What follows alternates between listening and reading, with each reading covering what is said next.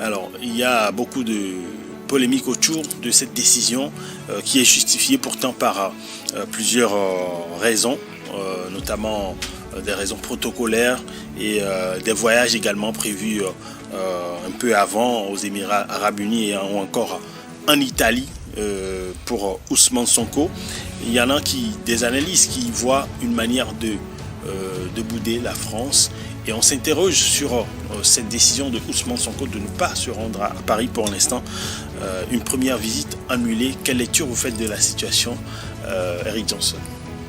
Alors, je pourrais vous dire, parce que vous savez, quand on est un peu loin de la gestion de la chose publique, ouais, on voit de façon différente les situations. Ouais. Ousmane Sonko, comme on le connaît, lui, c'était la rupture avec la France et la majorité des pays occidentaux, et surtout la France. J'insiste là-dessus. Et donc, depuis qu'ils sont arrivés au pouvoir, lui, Premier ministre, et Diomaye Faye, président de la République, je pense que le ton a commencé par changer. Et donc, Diomaye Faye s'est rendu en France pour une deuxième fois. Ouais. Et je dis, il y a une manière aussi de présenter les situations. Ceux qui estiment que Sonko est en train de bouder Paris, je me dis que oui, Sonko, tel qu'on le connaît, il peut chercher à rester sur sa position, juste pour faire un peu de populisme. Mais il n'allait pas à l'Élysée forcément. Oui, pas forcément. Le problème n'est pas d'aller à l'Élysée. Le problème, c'est de dire aux populations, nous allons rompre avec la France. Quand tu te rends en France, quand tu mets pied dans n'importe quelle ville de la France, pour une visite officielle, tu ne romps pas avec la France. C'est dire que, je pense, j'ai pris tout mon temps à expliquer quand même que l'on parle de rupture, mais la rupture, c'est dans les propos, mais ce qui se passe dans le vrai, ce n'est jamais une rupture. On peut, oui. Ne parlons même pas de rupture partielle pour parler de rupture totale. On peut revoir les accords de coopération. Parce qu'aujourd'hui, les Africains, ils vont à l'école, ils comprennent les choses et ils souhaiteraient avoir des relations gagnant-gagnant avec tous les pays du monde. Il ne faudrait plus que nous soyons piétinés par les puissances occidentales. Mais toutefois, ça continue. Faut quand même le dire. Ça continue toujours. Mais dans les propos, dans les idées, on veut que ça change. Et là, ce n'est pas une rupture. Parce que, comme on le dit toujours, le monde est devenu un village planétaire, c'est une réalité. Vous êtes obligé de composer avec tout le monde. Aujourd'hui, quel est le pays, le premier pays de destination des Sénégalais en Occident? C'est la France. Les Sénégalais vont beaucoup plus en France qu'ailleurs. Parce que, d'abord, c'est la langue d'éducation. Et avant de parler de la langue nationale, le Wolof. Et donc, je crois que nous parlerons plutôt de recherche, de changement de paradigme dans les relations de reformulation bilatérales. Et donc, pas de rupture. Ce mot-là, ça me dérange parce que ça n'arrive pas. Alors, Dominique Lacmont, quelle lecture vous faites de ce refus? Bon, enfin, pas en refus, on pourrait dire, mais c'est... J'allais peut-être ajouter, que, vous voyez, s'il y avait rupture, Sonko dirait, moi, je ne vais pas en France. Alors, point. Oui. Alors que là, il est en train de justifier même pourquoi il n'y va pas. Oui.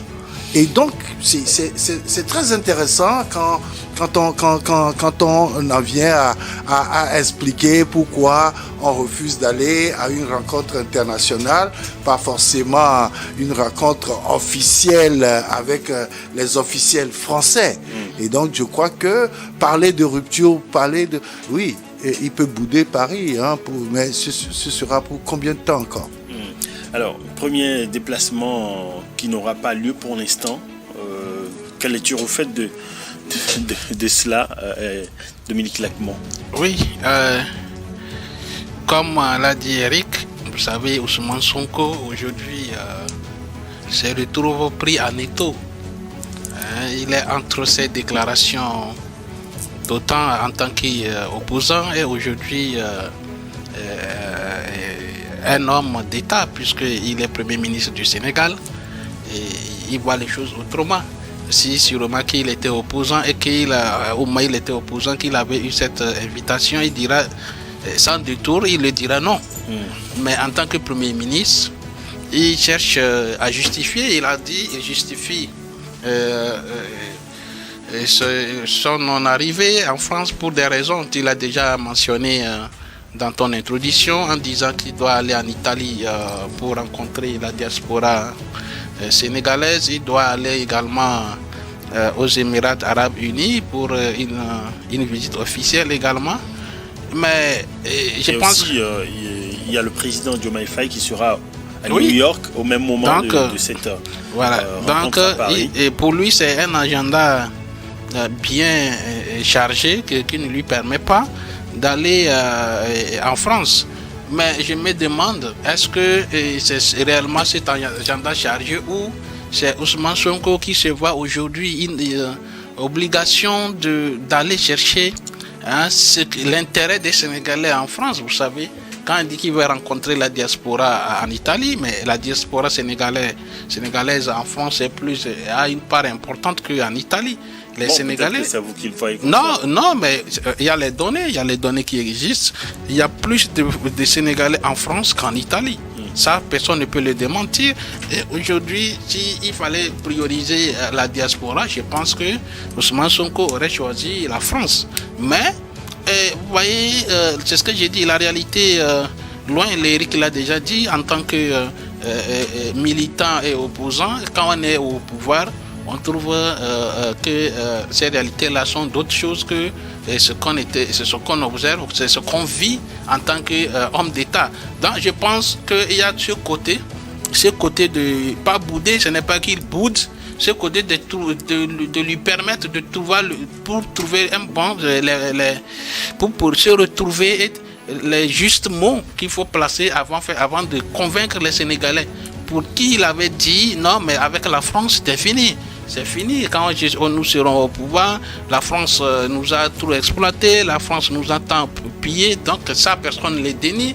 Mais ce qu'il doit actuellement, il doit chercher à convaincre les Sénégalais pour leur expliquer pourquoi on a besoin de la France. Je pense que tous les Sénégalais l'attendent sur ce point-là. Si aujourd'hui il doit aller en France, il faut qu'il réexplique aux Sénégalais pourquoi est-ce que c'est pas, il va là-bas pour signer des contrats d'une sous-exploitation, parce qu'il avait tant crié que la France était un pays qui a appuyé l'Afrique, qui a fait ceci, qu'on n'aura pas besoin de cette France. Bon, voilà.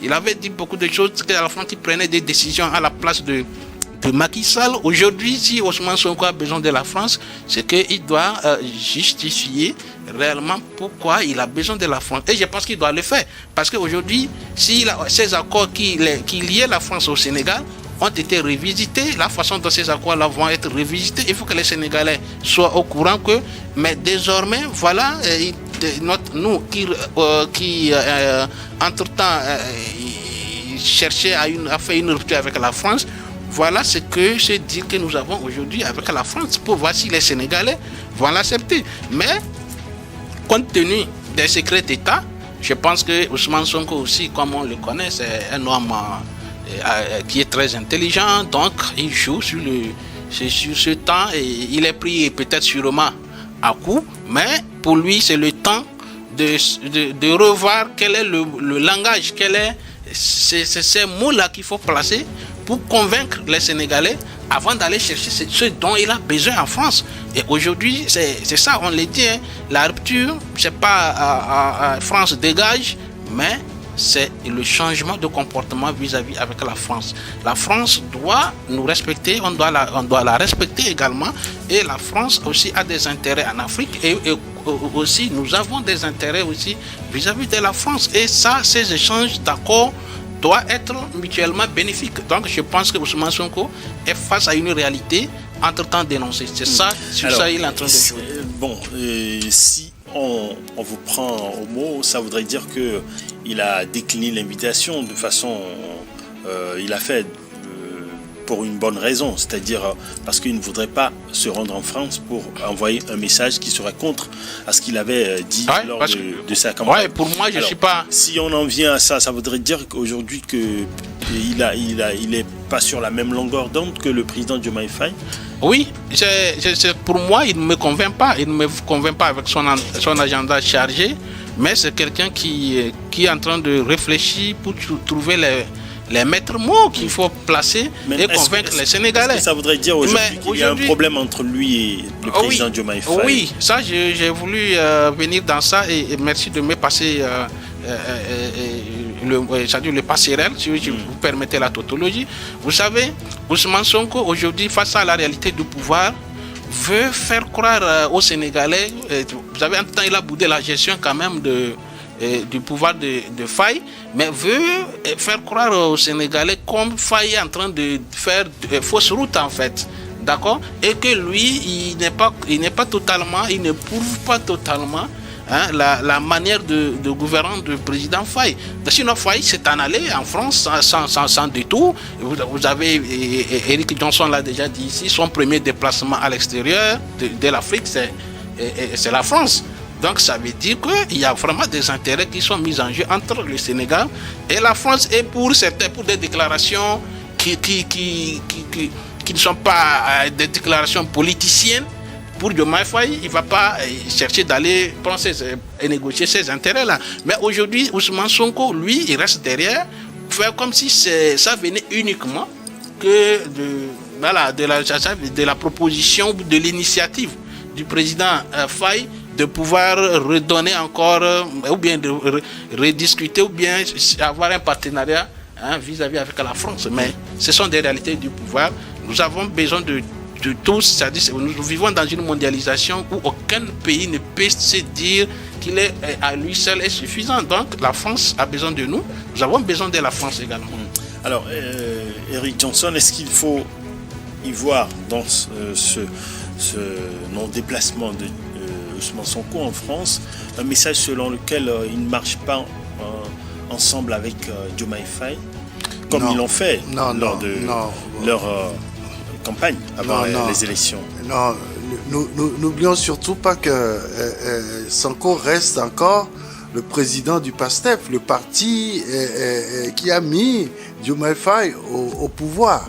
Et donc, tout se discute au sein de ce parti-là d'abord, avant qu'on en vienne au gouvernorat du pays. C'est dire que, en réalité, vous savez, cette liberté de parole que le PASTEF a démontré depuis sa création jusqu'à la prise de pouvoir et aujourd'hui, et reste encore intacte, où chaque individu peut prendre des décisions, peut parler en son propre nom d'abord, au nom du parti et enfin au nom du gouvernement, comme Sonko a l'habitude de faire aujourd'hui. Vous l'avez suivi un peu avec Jean-Luc Mélenchon. Tout en condamnant les attitudes des Occidentaux lorsque Macky Sall était encore au pouvoir et lui, il avait des démêlés avec la justice, il a dit quand même qu'il est en train de parler ici en tant que président de son parti et non en tant que Premier ministre. Ça veut dire que en réalité, il y a une ligne quand même du gouvernement que Sonko est obligé de suivre. Et donc, je ne pense pas qu'il y a des voies parallèles entre lui et le président Diomaye Faye. chacun fonctionne en tenant compte de ses responsabilités vis-à-vis du pays, vis-à-vis de son parti et individuellement. Je crois que dire qu'il y a une voix dissonante entre les deux, je ne pense pas. Je pense qu'ils ont cette liberté d'expression et ils fonctionnent toujours de la même manière. Et vous pensez que ça va, parce qu'il y en a beaucoup qui croient que ça va... Il ne faut pas trop vite aller en besogne, vous savez, et c'est la presse. Il faut le reconnaître. Hein. Non, mais je pense que... Parfois, la presse met en confrontation des idéologies différentes ou des façons différentes de fonctionner, des fonctionnements de chaque individu. Et si l'on y prend garde, on tombe dans le jeu là et puis ça casse tout. Moi je ne vais pas trop vite en besogne. Je dis tout simplement que ça ne peut pas créer de dissension entre les deux. Vous voulez réagir? Oui, mais là où je ne suis pas tout à fait d'accord avec Eric, c'est qu'il oublie que quand Ousmane Sonko a déjà invectivé son président, quand vous dites qu'il a fait des déclarations en tant que président du PASTEF, mais non seulement quand il est président du PASTEF, il incarne la gouvernance de Diomaye Faye parce que c'est lui qui met en place la politique de gouvernance du président Faye. Je pense que quand on est tenu par cette responsabilité, il y a une manière de se comporter. Vous avez vu un Sonko qui est sorti critiquer véritablement que Ousmane Faye n'a rien fait pour empêcher la justice de lui protéger contre les condamnations auxquelles il avait subi. Il a parlé, il a critiqué la gouvernance également de Faye. Donc je pense que déjà, s'il n'y a pas eu clash, c'est qu'il faut d'abord saluer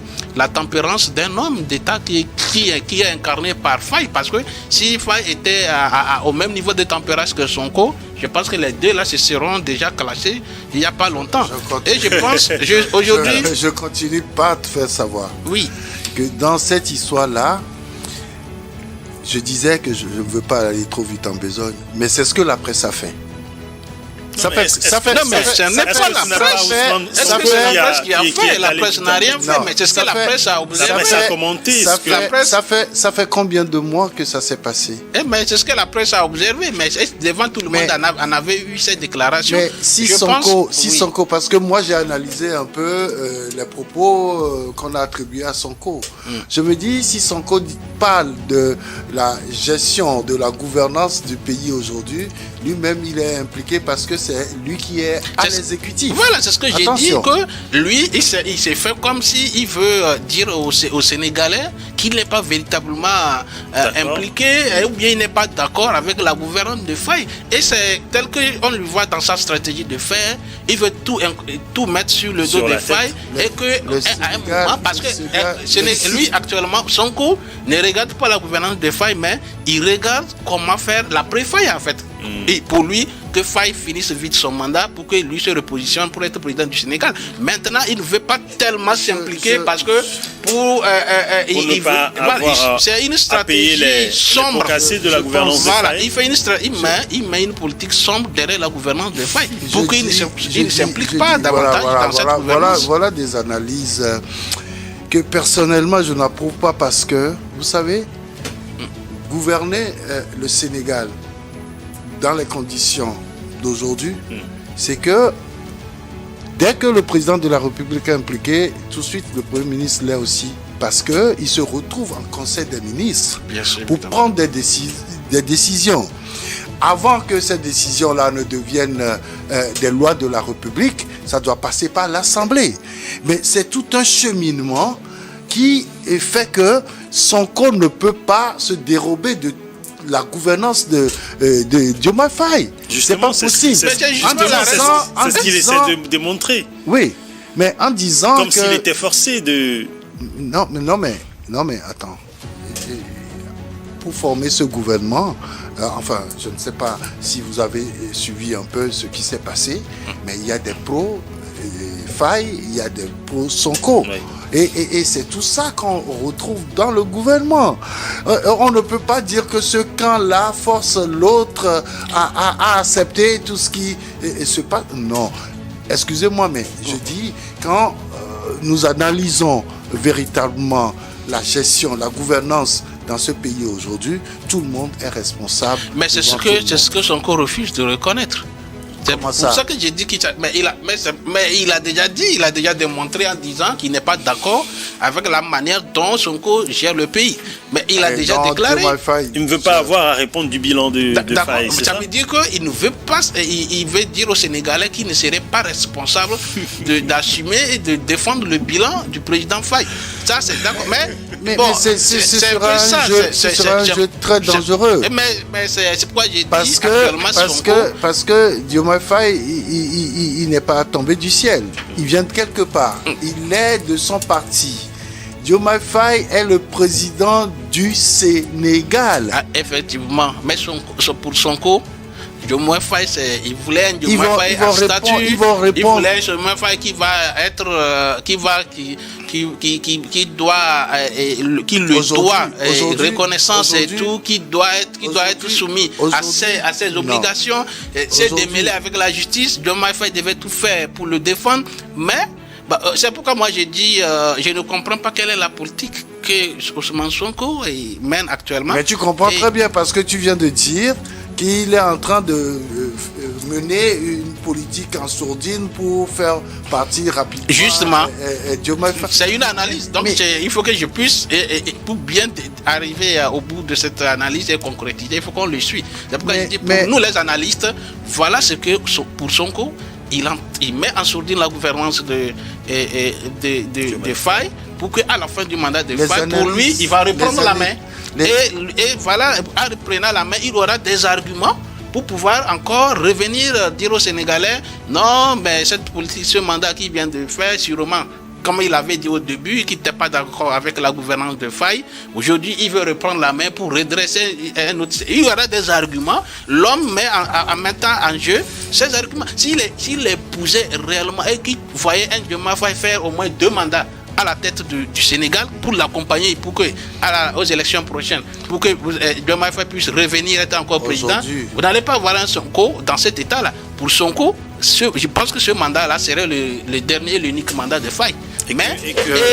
Faye devait le préparer juridiquement.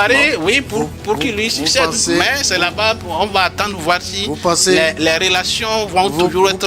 Vous pensez aussi que Diomaye Faye est aussi faible politiquement? Mais c'est ce qu'on dit à un moment. Mais ça va les emporter tous les deux. Justement, nous avons déjà analysé ça ici. Ils sont du même parti politique. Voilà. Nous avons déjà analysé et on dit si ça clash, le plus perdant, c'est Sonko. Parce que Diomaye Faye est déjà le président. Il a été président du Sénégal. Si aujourd'hui. Lui aussi, il est Premier ministre. Oui, mais certes, mais le pouvoir qu'il cherche, il ne l'aurait pas. Ils sont au sommet. Il ne l'aurait pas. Si la justice qui aujourd'hui est en train de l'acculer, si vraiment ça arrive à une condamnation, il serait plus président aux élections prochaines.